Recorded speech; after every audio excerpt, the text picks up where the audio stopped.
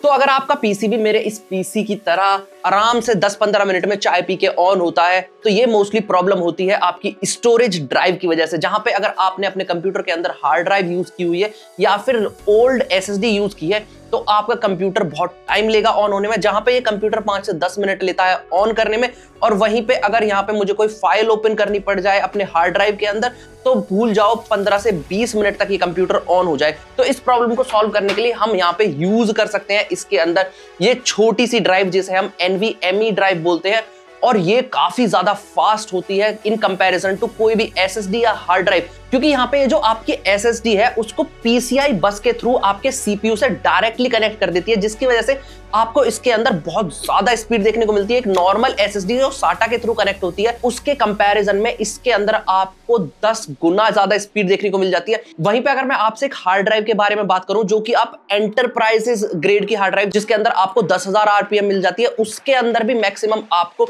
500 से 550 Mbps speed देखने को मिलती है। और वहीं पे अगर मैं आपसे एक Gen 4 NVMe के बारे में बात करूं, तो उसके अंदर आपको 7000 Mbps तक स्पीड देखने को मिल जाती है। और वहीं पर जो लेटेस्ट जनरेशन चल रही है NVMe की, जो कि है PCI Gen 5, उसके अंदर तो आपको 12000 Mbps तक स्पीड देखने को मिल जाती है, जो कि यहाँ पे बहुत ज्यादा फास्ट है एक नॉर्मल स्टोरेज ड्राइव के लिए। तो जब तक हमारा कंप्यूटर ऑन होता है, हम डिटेल में बात कर लेते हैं NVMe ड्राइव्स के बारे में और क्यों आपको इन्हें अपने कंप्यूटर के अंदर डेफिनेटली लगाना चाहिए।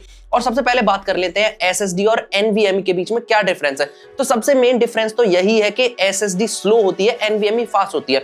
और इसके फास्ट होने का रीजन यही है क्योंकि ये डायरेक्टली मदरबोर्ड के अंदर कनेक्ट होती है PCI के थ्रू, जहां पे डायरेक्टली CPU से कनेक्ट हो जाती है। वहीं पे एक एसएसडी को हमें SATA केबल से कनेक्ट करना पड़ता है, जहां पे इसके अंदर लिमिटेशंस आ जाती हैं। और वहीं पे हार्ड ड्राइव के अंदर मैकेनिकल रोटेटिंग डिस्क होने की वजह से उसके अंदर आपको बहुत ही कम स्पीड देखने को मिलती है। तो वहीं पे अगर मैं आपसे एडवांटेजेस के बारे में बात करूं NVMe ड्राइव के बारे में, तो इसके अंदर आपको सबसे पहले तो मैक्सिमम बैंडविड्थ देखने को मिल जाती है। इतनी बैंडविड्थ आपको किसी भी एसएसडी में नहीं मिलेगी जितनी आपको एक NVMe में देखने को मिल जाती है। उसी के बाद यहाँ पे अगर आप गेमिंग करते हैं या फिर वीडियो एडिटिंग करते हैं, जहां पे जो डेटा है वो आपका डायरेक्टली स्टोरेज से एक्सेस किया जा रहा है कंटिन्यूअसली, और उसके ऊपर आपके प्रोग्राम की परफॉर्मेंस डिपेंड करती है, तो उसके अंदर NVMe बहुत ही अच्छा ऑप्शन रहता है। और वहीं पे जो आपका एप्लीकेशन का लोडिंग टाइम है, बूट टाइम है, आपके गेम का जो स्टार्ट होने का टाइम है, वो सिग्निफिकेंटली रिड्यूस हो जाता है एक NVMe को यूज कर लेने से सिर्फ। लेकिन वहीं पे कुछ डिसएडवांटेजेस भी हैं, जैसे कि NVMe एक SSD के कंपैरिजन में काफी ज्यादा महंगी होती है। अगर आप एक नॉर्मल Gen 4 वाली NVMe खरीदेंगे 500 GB की, तो वो आपको अराउंड 3000 रुपए की पड़ेगी। और वहीं पे अगर आप प्रीमियम रेंज के अंदर चले जाते हैं, जहां पे आप Samsung Evo या फिर WD Black जैसी ब्रांड के लिए जाते हैं, तो वहां पे आपको PCI Gen 4 ही 8 से 10,000 रुपए के बीच में देखने को मिलने वाली है। तो ये आपकी जो रिलायबिलिटी और परफॉर्मेंस है उसके ऊपर डिपेंड करता है, क्योंकि यहाँ पे जो स्पीड है वो भी वेरी करती है। इसी वजह से यहाँ पे इनके प्राइसेस में इतना डिफरेंस होता है। लेकिन वहीं पे अगर आप 3000 रुपए वाली भी NVMe खरीदते हैं, तो वो भी आपकी एक नॉर्मल एसएसडी या हार्ड ड्राइव से ज्यादा स्पीड आपको देने वाली है। और यहाँ पे मेरा कंप्यूटर ऑन हो गया है, मैं इसके अंदर टास्क बार को ओपन कर देता हूं। तो यहाँ पे जब तक हमारा टास्क बार ओपन होता है, मैं आपको बता देता हूं कि कैसे आपको NVMe को चूज करना है, क्योंकि यहाँ पे आप कोई भी NVMe अपने सिस्टम के अंदर नहीं लगा सकते हैं। तो यहाँ पे अगर आपके मदरबोर्ड के अंदर NVMe का स्लॉट है, तभी आप एक NVMe को लगा पाएंगे। यहाँ पे और भी तरीके हैं जहां पे आप ग्राफिक कार्ड वाले PCI स्लॉट के अंदर एक्सटेंशन का यूज करके NVMe को लगा सकते हैं, लेकिन उसके बारे में हम किसी और वीडियो में बात करेंगे। लेकिन यहाँ पे अगर आप अपने सिस्टम के अंदर NVMe को लगाते हैं, तो यहाँ पे सबसे पहले तो आपको कंपैटिबिलिटी चेक करनी होगी। फॉर एग्जांपल, अगर आपका मदरबोर्ड PCI Gen 4 सपोर्टेड है, तो वहां पे आपको PCI Gen 4 वाली NVMe ही लगानी है। आप वहां पे PCI Gen 5 वाली NVMe लगाएंगे तो उसके अंदर आपको उसकी फुल स्पीड नहीं मिलेगी।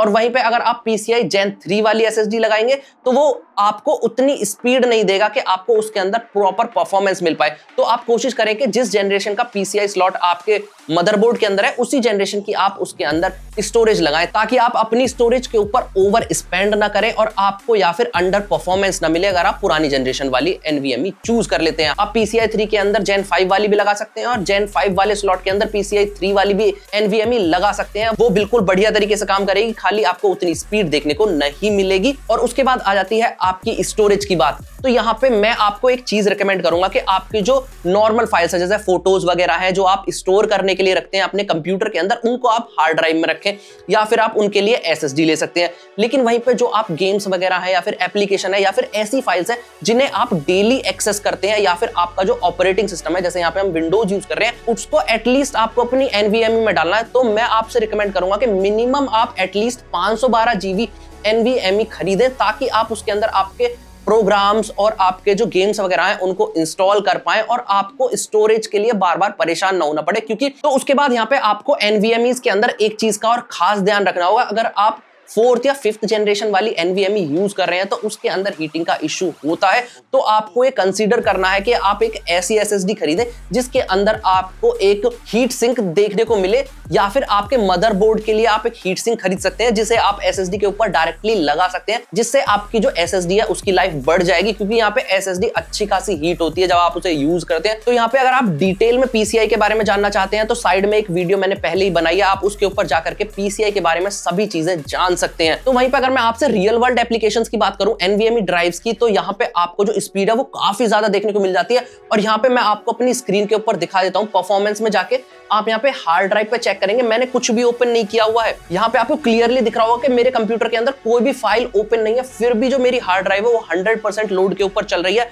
और ये प्रॉब्लम इसी वजह से आती है क्योंकि यहाँ पे आपको इसके अंदर प्रॉपर स्पीड देखने को नहीं मिलती है, और जो फाइल्स हैं उनका जो ट्रांसफर टाइम है वो काफी ज्यादा स्लो होता है। तो इसी वजह से आपको यहाँ पे हार्ड ड्राइव के अंदर बहुत ही स्लो स्पीड मिलती है। लेकिन वहीं पे जो हमारे ऑपरेटिंग सिस्टम को लोड होने के लिए फाइल्स हैं, जो हमारे डेटा को ट्रांसफर होने के लिए फाइल्स हैं, या फिर अगर आप वीडियो एडिटिंग वगैरह कर रहे हैं तो उस सॉफ्टवेयर को जो फाइल्स चाहिए वो ऑलमोस्ट इंस्टेंटली उस सॉफ्टवेयर को मिल जाती है और किसी भी तरीके का कोई बॉटलनेक क्रिएट नहीं होता है। तो यहाँ पे जो आपको अपने कंप्यूटर के अंदर परफॉर्मेंस है वो काफी ज्यादा देखने को मिलती है। हालांकि मैं आपको ये ड्राइव लगा करके अपने कंप्यूटर में नहीं दिखा सकता हूं क्योंकि ये ड्राइव खराब है। हमने नई ड्राइव को ऑर्डर किया है, जैसे ही नई ड्राइव आती है तो उसके बाद मैं आपके लिए एक परफॉर्मेंस कंपैरिजन की वीडियो डेफिनेटली लेके आऊंगा। उसके लिए क्या करना होगा, आपको मेरे चैनल को सब्सक्राइब करना होगा और बेल नोटिफिकेशन को दबाना होगा ताकि मेरी हर एक वीडियो का नोटिफिकेशन आपको सबसे पहले मिल पाए। और होपफुली मुझे उम्मीद है कि आपको समझ में आया होगा कि किस तरीके से एनवीएमई ड्राइव्स काम करती हैं और क्यों ये आपको डेफिनेटली अपने कंप्यूटर्स के अंदर लगानी चाहिए। और अगर आपको कोई क्वेश्चन है, सजेशन है, तो वो भी आप नीचे कमेंट सेक्शन में कमेंट करके जरूर बताइएगा। मैं आपसे फिर मिलता हूं अगली वीडियो में, तब तक के लिए जय हिंद, वंदे मातरम।